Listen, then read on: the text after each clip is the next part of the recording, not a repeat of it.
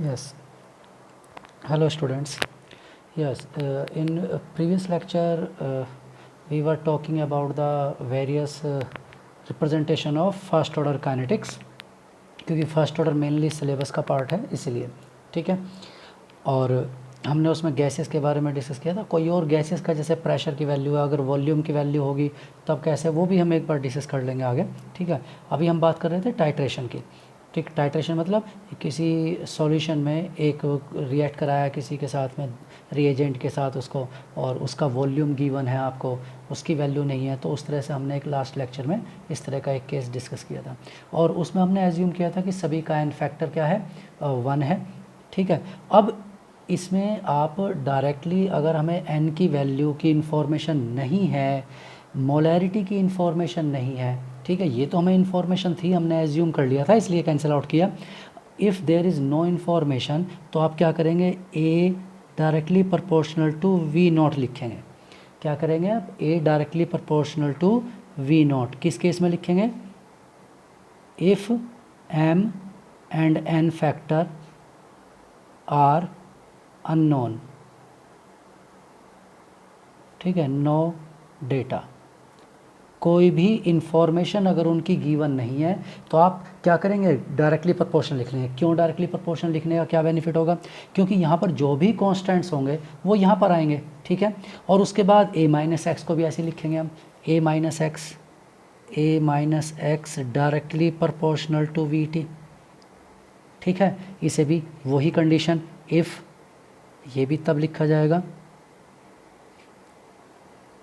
If molarity and n factor are unknown, आपको कोई information ही नहीं है, नो डेटा, कोई डेटा अवेलेबल नहीं है आपके लिए, कोई इन्फॉर्मेशन अवेलेबल नहीं है, और फिर भी आपको दिया हुआ है, तो आप इसे, अब इससे क्या होगा, यहाँ पर जो प्रोपोर्शनल है और यहाँ पर प्रोपोर्शनल के जो कांस्टेंट होंगे वो दोनों के लिए सेम रहेंगे। और जैसे ही यहाँ पर लिखेंगे हम उसे a माइनस एक्स, तो a के प्लेस पर वी नॉट और कुछ constants, divide by a minus x के प्लेस पर वी टी और कुछ कांस्टेंट्स, और वो दोनों कांस्टेंट्स क्या होंगे, इक्वल होंगे, आइडेंटिकल होंगे, क्या होंगे, कैंसिल आउट हो जाएंगे। जैसे मोलैरिटी होगी, एन फैक्टर होगा, या जो भी कांस्टेंट्स होंगे, those all are became cancel out, वो सब कैंसिल आउट हो जाएंगे, इसलिए डायरेक्टली प्रोपोर्शनल भी लिख सकते हैं, ठीक।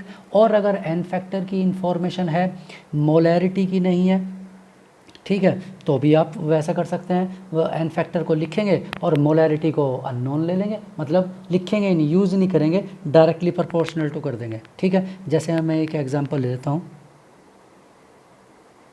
नेक्स्ट एग्जांपल, एक reaction a to b plus C, ठीक है, एन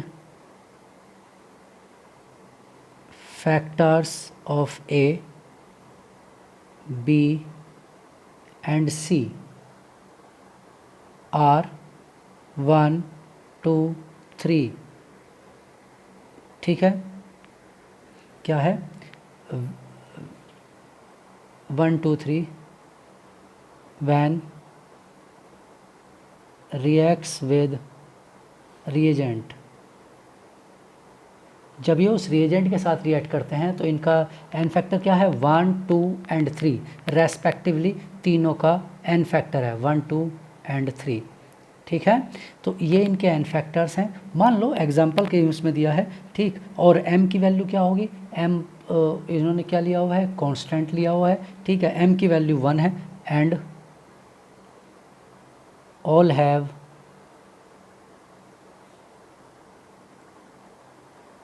मोलैरिटी इक्वल टू 1, सभी की मोलैरिटी 1 है। मैं फिर कह रहा हूँ, अगर मोलैरिटी नहीं गिवन है तो आप डायरेक्टली प्रोपोर्शनल का सिंबल लगा देंगे, उसमें कोई दिक्कत नहीं है, एन फैक्टर इनटू, ठीक है, वो लेकर के, जैसे यहाँ पर इसका a का, इसका एन फैक्टर 1, ठीक है, रिएजेंट का फैक्टर अननोन है, तो यानी कि a into n factor directly proportional to V not, ऐसा मैं लिख दूंगा अभी, ठीक है।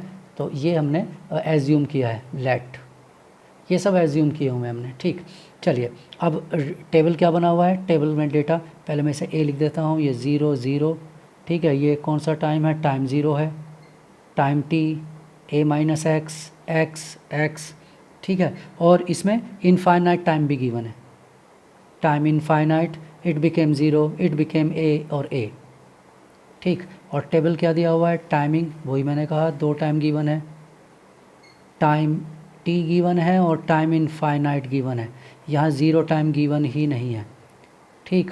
और volume of the reagent V of the reagent V T and V infinite. ठीक। और लैंग्वेज लिखा हुआ है कि reactant reagent reacts with all. ठीक। Volume of the reagent and reagent reacts with all A, B and C। ऊपर वाले case में वो किसके साथ रिएक्ट कर रहा था, ऊपर वाले केस में वो केवल A के साथ रिएक्ट कर रहा था, लेकिन इस बार वो क्या है, A, B एंड C के साथ रिएक्ट करेगा। तो ठीक है, हमें कोई प्रॉब्लम नहीं, हम अपने डेटा को और उसके डेटा को क्या करते हैं, मैच कर लेते हैं। एट टाइम इक्वल टू 0, जब टाइम 0 है तो उस केस में क्या होगा, वही number of gram equivalent of, मैं एक बार लिख रहा हूँ, बार बार नहीं लिखूँगा, number of gram equivalent of A, क्यों, मैं सारा लिख देता हूँ, A plus B plus C equal to number of gram equivalent of reagent. ठीक है। नंबर ऑफ ग्राम इक्विवेलेंट किसके लिए होता है, number of moles into n factor. ठीक है। और नंबर ऑफ मोल्स सिर्फ ए के अवेलेबल हैं, किसी और के अवेलेबल नहीं हैं। ठीक है, किसी और के नंबर ऑफ मोल्स अवेलेबल नहीं है, यानी कि किसी के भी ग्राम इक्विवेलेंट है ही नहीं।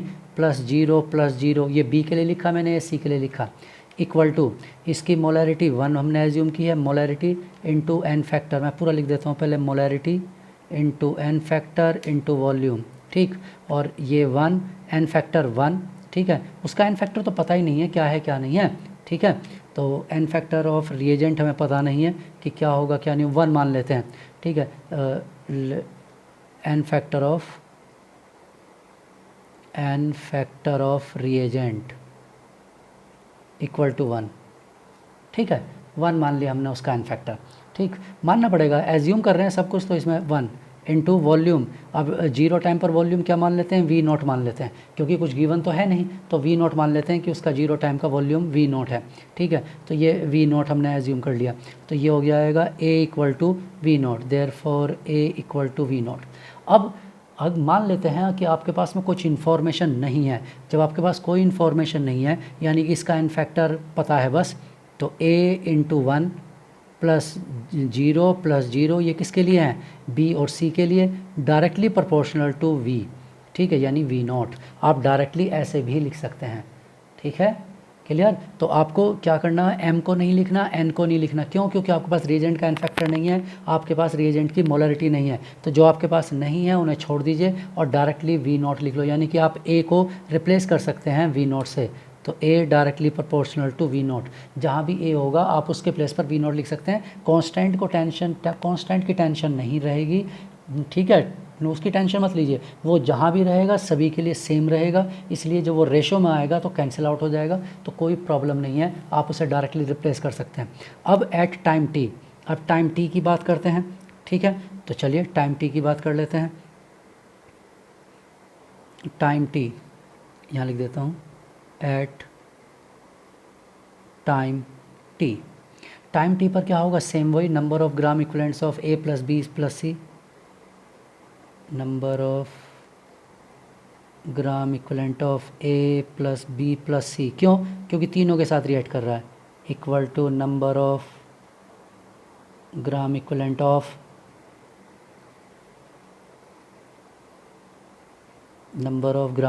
Of reagent. ठीक है, चलिए अब इसके नंबर ऑफ, अब तो तीनों हैं, टी टाइम पर तो तीनों अवेलेबल हैं, तो ठीक है, A minus x into 1 plus x into 2 plus x into 3, क्यों, n number of moles into n factor, number of moles into n factor, number of moles into n factor, ये तीनों के ग्राम इक्विवेलेंट्स हो गए। ठीक है, equal to किसके equal होगा, रिएजेंट के। अब फिर वही बात आती है, रिएजेंट की मोलरिटी 1 है, ठीक, एन फैक्टर 1 लिया है, तो वो यानी कि VT, तो मैं क्या करता हूँ यहाँ पर इक्वल टू 1 इंटू 1 लिख देता हूँ, या आप डायरेक्टली प्रोपोर्शनल लिख सकते हैं, A minus x plus 2x plus 3x और directly proportional to V T.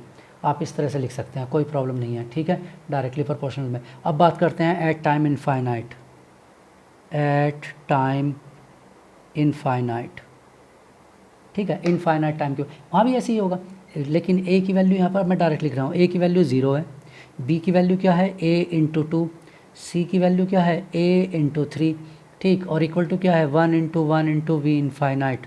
या अगर इनके एन फैक्टर गिवन नहीं है तो 0 प्लस 2a प्लस 3a, और ये directly proportional to V infinite. अब हमारे पास a की वैल्यू v नॉट की टर्म्स में भी है और a की वैल्यू v इनफाइनाइट की टर्म्स में भी है, ठीक है। यहाँ से वही आ जाएगा इक्वल टू या प्रोपोर्शनल, बात एक ही है, ठीक है। मैंने कहा ना वो कांस्टेंट है, वो सब कैंसिल आउट हो जाएंगे। तो यहाँ पर वी नॉट की टर्म्स में भी, अब किसे चूज़ करें, हमारे पास वी नॉट की इन्फॉर्मेशन नहीं है, यहाँ इस टेबल में कहीं भी वी नॉट नहीं लिखा। जब वी नॉट नहीं लिखा है तो ये वाला पार्ट हमारे लिए यूज़लेस है, ये time T information is not useful, है अवेलेबल बट नॉट यूज़फुल, ये यूज़फुल नहीं है। क्यों नहीं है useful? Because data is unavailable, V not is unknown, V not की वैल्यू ही गिवन नहीं है। इसका मतलब वी टी की टर्म्स में लिखिए और वी इनफाइनाइट की टर्म्स में लिखिए। तो वी टी की टर्म्स में लिखेंगे तो वही है, प्रोपोर्शनल रखो या कैसे भी रखो, इसे कैलकुलेट करना है। ये क्या हो जाएगा 3 और 2 5, 5 में 1 ये 4, यानी कि a plus 4x directly proportional to V T, ठीक है, या इक्वल टू भी लिख सकते हैं, कोई प्रॉब्लम नहीं है। और यहाँ से 5a directly proportional to V infinity. तो प्रोपोर्शनल में लिखना है तो प्रोपोर्शनल में लिखो, a इक्वल टू क्या हो जाएगा, a इक्वल टू ही समझिए, जैसे यहाँ से है 5a equal to V infinite ही है, देयरफॉर a इक्वल टू क्या हो जाएगा v इनफाइनाइट बाय 5 हो जाएगा, ठीक। और ऐसे यहाँ से भी हो जाएगा वही चीज़, सेम यही यहाँ से भी आने वाला है, ठीक है। लेकिन वो प्रोपोर्शनल की फॉर्म में, इससे कोई इफेक्ट नहीं पड़ता। अब मैंने कहा ना प्रोपोर्शनल को हटाकर कांस्टेंट बाद में कैंसिल आउट हो जाएंगे। आप पहले भी चाहें तो आप इसे इक्वल टू ही लिख सकते हैं, कोई प्रॉब्लम नहीं है, ठीक है। न्यूमेरिकल आपको सॉल्व करना है, वहाँ कहीं शो नहीं करना है, ठीक है। तो अब उसके बाद में ऐसे ये भी है, अब यहाँ से किसकी वैल्यू सॉल्व करनी है, x की वैल्यू सॉल्व करनी है, ठीक है। तो x किसके इक्वल हो जाएगा, ये इधर जाकर माइनस हो जाएगा। तो यहाँ पर मैं लिख देता हूँ a plus 4x equal to V T, ठीक, देयरफॉर x इक्वल टू क्या हो जाएगा V T minus A upon 4, और a की वैल्यू v इनफाइनाइट बाई 5 है, ठीक है। तो हम क्या करते हैं, न्यूमेरिकल वैल्यू पुट कर देते हैं नेक्स्ट पेज पर, चलिए, ठीक। अब इक्वल टू वाली या प्रोपोर्शनल वाली कोई सी भी वैल्यू लें, कोई इफेक्ट नहीं पड़ता, इक्वल टू या प्रोपोर्शनल वाली वैल्यू से, ठीक। अब हमारे पास क्या है, हमारे पास है x equal to V T minus V infinite by 5 और टोटल के डिवाइडेड बाई 4, ठीक है। और a किसके इक्वल है, v इनफाइनाइट बाई 5, ठीक है, ये इसके इक्वल है, ठीक। तो अब हमें बस क्या करना है, a की और x की वैल्यू पुट करनी है और सॉल्व कर लेना है, ठीक है, क्लियर। चलिए तो सॉल्व कर लेते हैं यहाँ से इक्वेशन क्या लिखी जानी थी, इक्वेशन ये लिखी जानी थी, फर्स्ट ऑर्डर रिएक्शन के लिए लिखा जाना था k equal to 2.303 upon T log a upon a minus x, ये लिखना था। और a और x की वैल्यू हमारे पास अवेलेबल है, तो पुट कर देते हैं k equal to 2.303 upon T log a के प्लेस पर v इनफाइनाइट बाई 5, a के प्लेस पर v infinite by 5 minus x के प्लेस पर V T minus V infinite by 5 divided by 4, ठीक। इसे यहाँ से सॉल्व कर लीजिए, ठीक है। सॉल्व करेंगे तो सॉल्व करने के बाद जब आप इसे कैलकुलेट करेंगे, therefore k equal to 2.303 T log 5v infinite minus 5, sorry ये फाइनली आ जाएगा 4, सॉरी ये तो मिडिल पार्ट था उसका, ठीक है। यहाँ पर आ जाएगा 4v infinite upon 5v infinite minus V T, ठीक है। ये फाइनल इक्वेशन हो जाएगी, ठीक, after the solving above equation. अगर आप ऊपर वाली इक्वेशन को सॉल्व करेंगे तो फाइनली ये आ जाएगा, ठीक है। तो इस तरह से अगर n फैक्टर अवेलेबल हैं ठीक, तो आप क्या कर सकते हैं, उन n फैक्टर को यूज़ कर सकते हैं। मोलैरिटी अवेलेबल है, मोलैरिटी यूज़ कर सकते हैं, वो मैंने आपको बता दिया किस तरह से यूज़ करना है। ठीक, और a की वैल्यू को सॉल्व करना है और x की वैल्यू को सॉल्व करिए या a माइनस एक्स को सॉल्व करिए, जैसे भी आप सॉल्व करेंगे। a माइनस एक्स को भी सॉल्व कर सकते हैं पहले और उसके बाद सीधी वैल्यू पुट कर सकते हैं, या अलग अलग सॉल्व कर सकते हैं और उसके बाद फाइनल इक्वेशन बन जाएगी। मैं ऐसा इसलिए कह रहा हूँ बिकॉज न्यूमेरिकल में a गिवन नहीं होगा, न्यूमेरिकल में x गिवन नहीं होगा, आपको न्यूमेरिकल में v इनफाइनाइट और vt गिवन होगा। तो इसलिए उस इक्वेशन को a by A minus x की टर्म्स से उठाकर आपको इन्फिनिटी और v इन्फिनिटी और vt की टर्म्स में लिखना पड़ेगा। ठीक है, इसलिए यहाँ पर हमने ऐसा किया। क्लियर? तो अब ऐसे ही कोई भी डेटा जैसा अवेलेबल है, और मैं बता रहा हूँ जब इन्फॉर्मेशन नहीं है, नॉर एन फैक्टर की इन्फॉर्मेशन नहीं है, कोई बात नहीं है, आपके पास मोलैरिटी की इन्फॉर्मेशन नहीं है, कुछ नहीं दिया, कोई प्रॉब्लम नहीं है, डायरेक्टली प्रोपोर्शनल का सिंबल लगाइए और डायरेक्टली प्रोपोर्शनल को आप इक्वल टू भी एज्यूम कर सकते हैं, कोई प्रॉब्लम नहीं। ठीक, चलिए नेक्स्ट अब हम बात करते हैं, एक एग्जाम्पल की बात करते हैं जो ज़्यादा यूज़ होता है, एस्टर हाइड्रोलिसिस। ठीक है, इसी का ही है, वॉल्यूमेट्रिक टाइट्रेशन का ही है। ठीक, नेक्स्ट एग्जाम्पल। इस बार अभी तक तो हम ABC वगैरह लिख रहे थे, ठीक है, और इनके स्टोकियोमेट्री भी हो सकते हैं ABC के, वो उसी के अकॉर्डिंग आप मल्टीप्लाई कर लेना, उसमें कोई प्रॉब्लम नहीं है। ठीक, चलिए एग्जाम्पल क्या है, एक इक्वेशन है,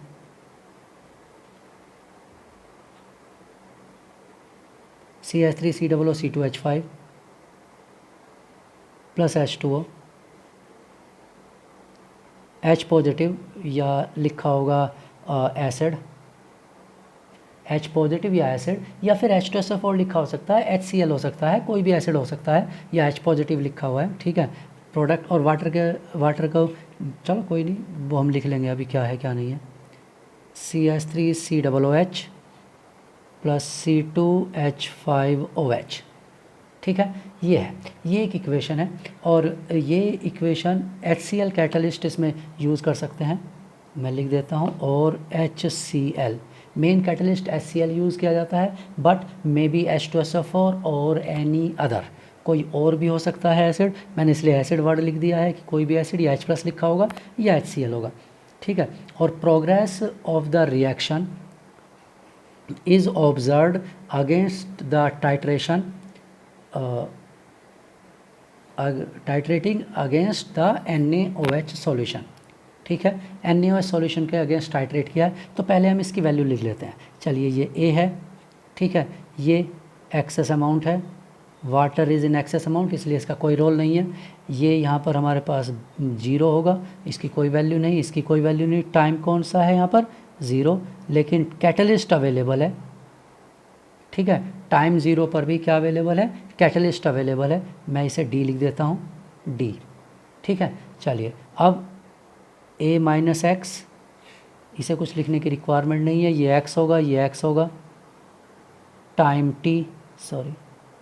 t, और वो तो D अवेलेबल रह नहीं है, आपने पढ़ा होगा कैटलिस्ट रिएक्शन में कंज्यूम नहीं होते हैं। ठीक है, इसलिए इसका वो D ही रहेगा टाइम t पर। अब इसके बाद फाइनली ये 0, इसे तो कुछ लिखना ही नहीं है, it became a time infinite.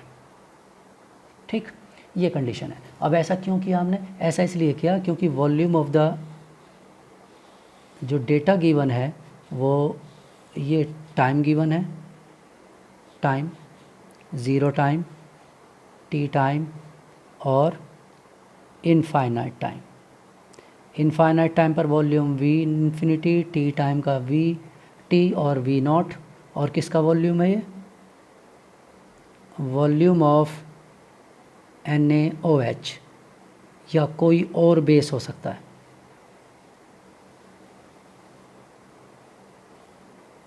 ठीक है, कोई और भी बेस हो सकता है, न्यूमेरिकल है, एसिड को टाइट्रेट करने के लिए कोई भी बेस यूज़ कर सकते हैं, लेकिन हमने जो यूज़ किया है वो एक्वस NaOH यूज़ किया है, या कोई और बेस भी, यानी volume of the base given है एट डिफरेंट टाइट्रेशन। ठीक है, कैन बी फॉलोड, मतलब progress of the reaction can be followed by the measuring of concentration of acid, ठीक है, bye means of एल्कलाइट titration.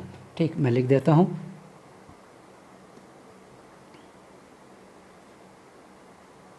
the progress of the above equation can be followed by measuring the concentration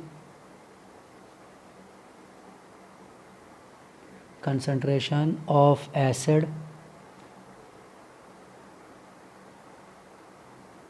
including catalyst, because it is itself acid, including catalyst, ठीक, by means of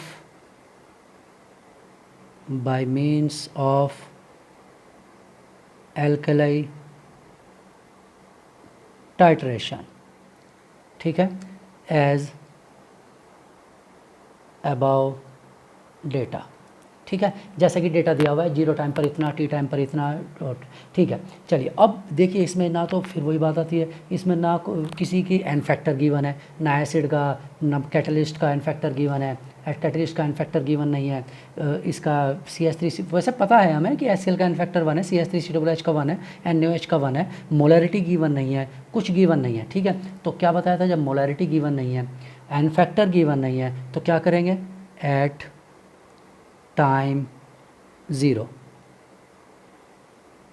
t equal to 0, जब time 0 होगा तो क्या होगा, d is directly proportional to V0। अब आप कहेंगे कि d डायरेक्टली प्रोपोर्शनल क्यों है, क्योंकि 0 टाइम पर क्या होगा, number of gram equivalent of acid catalyst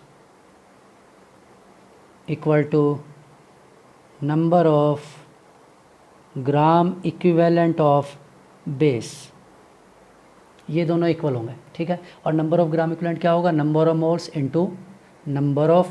into n factor, और एन फैक्टर 1, वैसे तो HCl का एन फैक्टर 1 ये भी बताया ना, तो d is the number of moles, हमने अभी एज्यूम किया ना, लेट द ए मोल्स, ये ए मोल्स हैं, ठीक है, ए मोल्स। और वॉल्यूम का फिर वही कोई रोल नहीं है, आप कहेंगे सर वॉल्यूम भी होना चाहिए, ए मोल्स प्रेजेंट इन, तो कोई प्रॉब्लम नहीं है, ए मोल्स जितने वॉल्यूम में प्रेजेंट होंगे ए माइनस एक्स भी उतने में ही होंगे, ठीक है, ये एक्स भी उसी वॉल्यूम में होंगे, तो वी से वी कैंसिल आउट हो जाएगा, तो यहाँ number of moles he use होना है, ठीक है।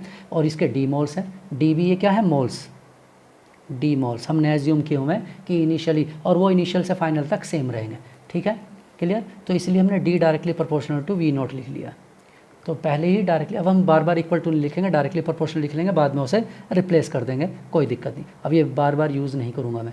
अब एट टाइम t, जब t टाइम की बात करते हैं तो उस टाइम पर क्या होगा, अब इस बार 2 एसिड हैं, एक एसिटिक एसिड और एक कैटलिस्ट, ठीक है, यानी कि ये कैटलिस्ट, ये है x plus d directly proportional to Vt, ठीक है। क्यों, मैं डायरेक्ट लिखता हूँ,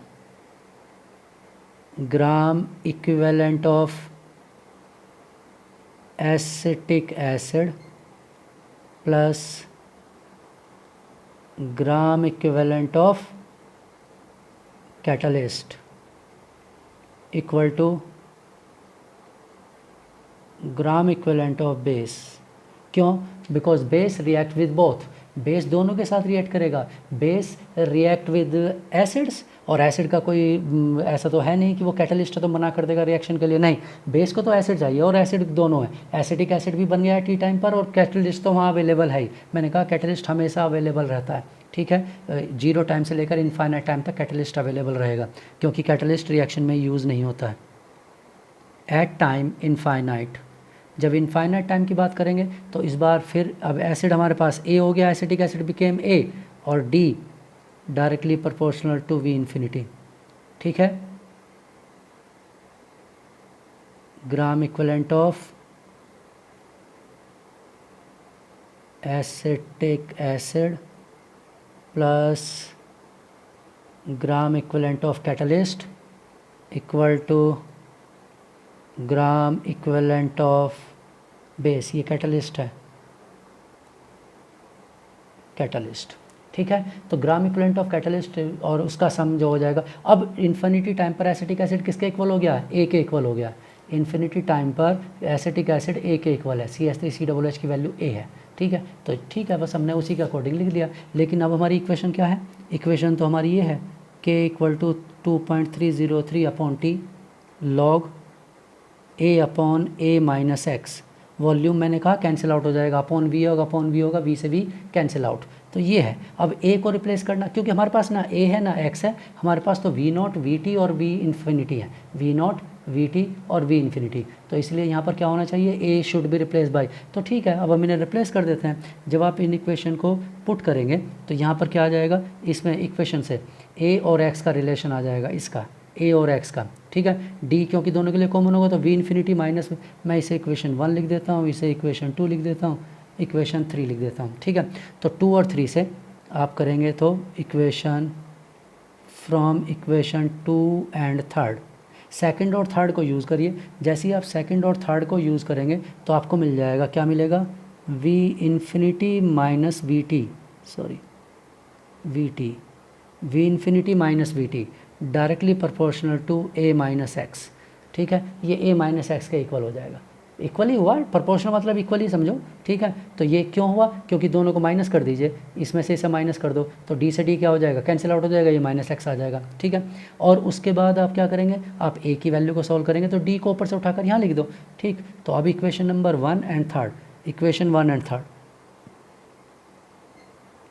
from equation 1 and third, equation 1 और थर्ड को यूज़ करिए तो क्या होगा, V infinity minus V naught directly proportional to A, इस इक्वेशन में से उसे माइनस कर दीजिए तो डी यहाँ से क्या होगा, कैंसिल आउट हो तो माइनस हो जाएगा, तो ए वी नॉट और वी इन्फिनिटी और वी नॉट का डिफरेंस रह जाएगा, तो ए के प्लेस पर ये और ए माइनस एक्स के प्लेस पर इसे पुट कर दीजिए। Therefore K equal to 2.303 by T log A के प्लेस पर आ जाएगा V infinity minus V naught upon A minus x के प्लेस पर आ जाएगा V infinity minus V T.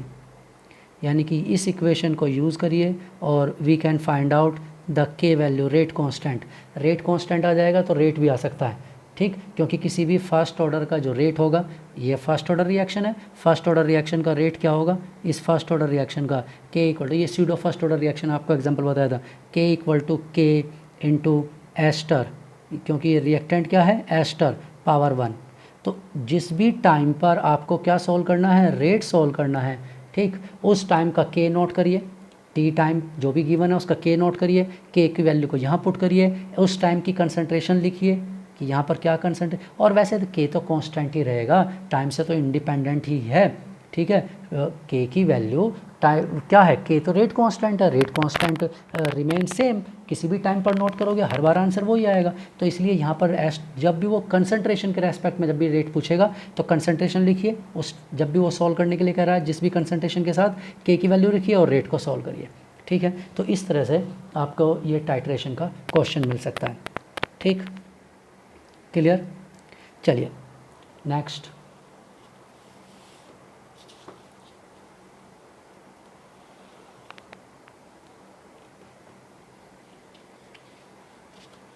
एक एग्जांपल और हम सेलेक्ट करते हैं, ठीक है। टाइट्रेशन का एक एग्जांपल और जिससे और क्लियर हो जाए आपको। एक टाइट्रेशन का रिएक्शन होता है, क्या रिएक्शन होता है, H2O2,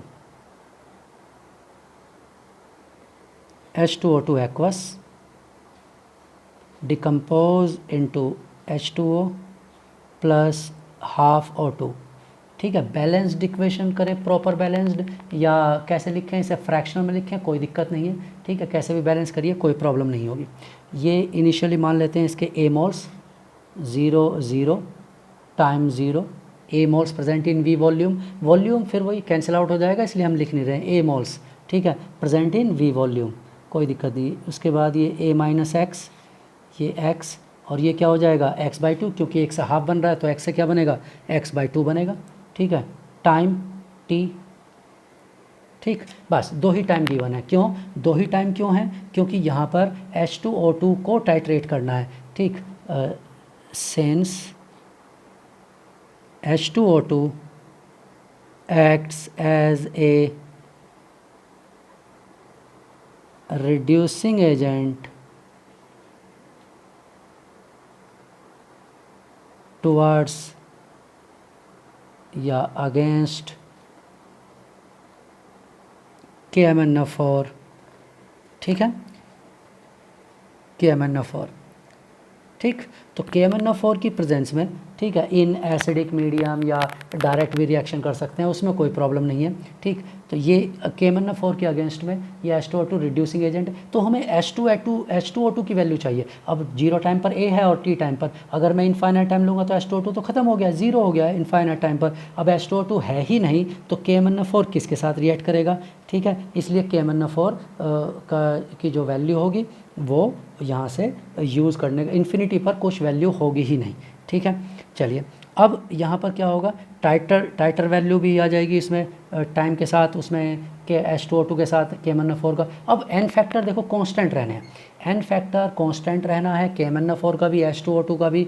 ठीक है, वो A के साथ भी होगा, वो A माइनस एक्स के साथ भी होगा, यहाँ भी n फैक्टर 2 होगा, यहाँ भी n फैक्टर 2 होगा। KMnO4 का फैन फैक्टर इसके साथ भी 5 होगा, इसके साथ भी 5 होगा। ठीक है, तो जब बाद में A upon A minus x लिखेंगे तो उसमें n फैक्टर क्या होंगे, एक रेशो में आ जाएंगे, रेशो में आ जाएंगे तो वो क्या हो जाएंगे, कैंसिल आउट हो जाएंगे।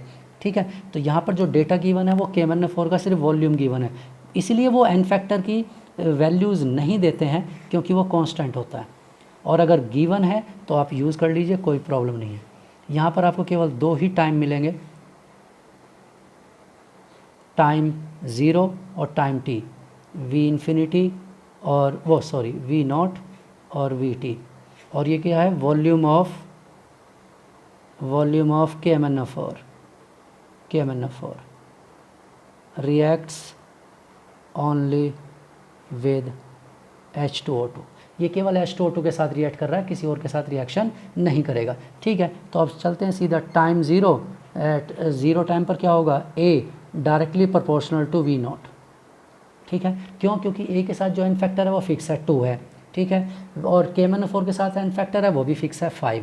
मोलैरिटी पता नहीं दोनों की 1 1 होंगी या 2 2 होंगी या जो भी होंगी वो कैंसिल आउट हो जाएंगे। ठीक है, क्योंकि वो फिक्स रहनी है मोलैरिटी। अब time t, at time t A minus x directly proportional to VT। ठीक, अब क्योंकि देखो मान लो यहाँ पर 2 था तो यहाँ भी 2 होगा, मल्टीप्लाई में डिवाइड करेंगे तो 2 से 2 कैंसिल आउट, यहाँ मल्टीप्लाई में 5 है, यहाँ भी मल्टीप्लाई में 5 है, तो 5 से 5 क्या होगा, कैंसिल आउट हो जाएगा। ठीक है, अब मान लो यहाँ पर मल्टीप्लाई में मोलैरिटी का 2 था, यहाँ भी मोलैरिटी का 2 रहेगा, तो 2 से 2 कैंसिल, यानी जितने भी कॉन्स्टेंट आने वाले हैं n फैक्टर की टर्म्स में या मोलैरिटी की टर्म्स में, वो सब रेशो में होने की वजह से कैंसिल आउट हो जाते हैं। इसलिए आपको कभी भी कोई प्रॉब्लम नहीं आएगी, सीधा आपको क्या करना है, वैल्यू पुट करना है बस। ठीक है, और k equal to 2.303 upon t log, और इसकी जगह पर V0 और इसके प्लेस पर VT, बस वैल्यू पुट करिए। V0 की वॉल्यूम ऑफ KMnO4 0 टाइम का, volume of KMnO4 T time का वैल्यू लिखो, आंसर सॉल्व करो, और रेट सॉल्व कर सकते हैं, रिएक्शन का रेट क्या चल रहा है। ठीक है, रिएक्शन का, क्योंकि ये फर्स्ट ऑर्डर का फॉलो कर रहा है तो रेट किसका इक्वल होगा, K जो कि एक कांस्टेंट है, इनटू H2O2 कंसंट्रेशन पावर 1। अब जो भी H2O2 का कंसंट्रेशन उस टाइम पर गिवन है, जब भी सॉल्व करना है रेट वैल्यू रखो, K की वैल्यू पुट करो, यहाँ से सॉल्व करो, आंसर आ जाएगा। तो इस तरह से किसी भी टाइम पर आप क्या कर सकते हैं, किसी भी कंसंट्रेशन के रेस्पेक्ट में rate of the reaction solve कर सकते हैं फर्स्ट ऑर्डर का। पहले K सॉल्व करिए और वैल्यू पुट कर दीजिए। ठीक है, तो इस तरह से कोई भी टाइट्रेशन का क्वेश्चन है वो आप डायरेक्टली प्रोपोर्शनल लिखकर सॉल्व कर सकते हैं। अब मोलैरिटी n फैक्टर गिवन नहीं है तो ऐसे ही प्रोपोर्शनल में रखिए, और अगर वो गिवन है मोलैरिटी और n फैक्टर गिवन है तो हमें कोई प्रॉब्लम नहीं है, हम सबको इक्वल रख लेंगे, जो ग्राम इक्वलेंट इक्वल होंगे कैंसिल आउट कर लेंगे। रिलेशन क्योंकि वो तो न्यूमेरिकल वैल्यू होंगी तो कैंसिल आउट हो जाएंगी या यूज़ हो जाएंगी, और न्यूमेरिकल वैल्यू का आंसर V0 की या VT या V इन्फिनिटी की टर्म्स में ही आएगा। ठीक है, चलिए नेक्स्ट। अब हमने बात की थी एक थर्ड क्या था, कुछ फिजिकल प्रॉपर्टीज से रिलेटेड आपको कहा था, फिजिकल प्रॉपर्टीज से रिलेटेड। ठीक है, जैसे फिजिकल प्रॉपर्टीज़ में ऑप्टिकल नेचर ले लेते हैं, optical nature of the solution.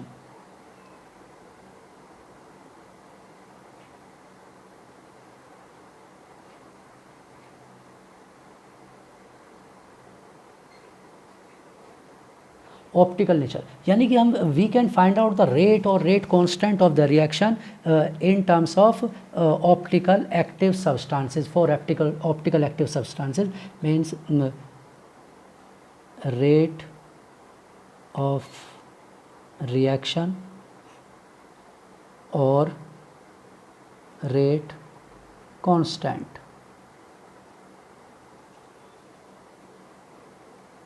can be calculated with the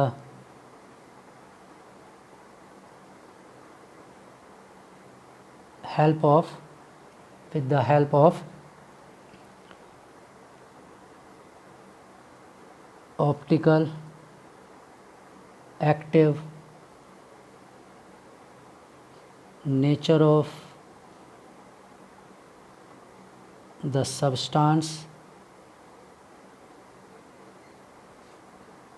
present in solution। तो सॉल्यूशन में जो भी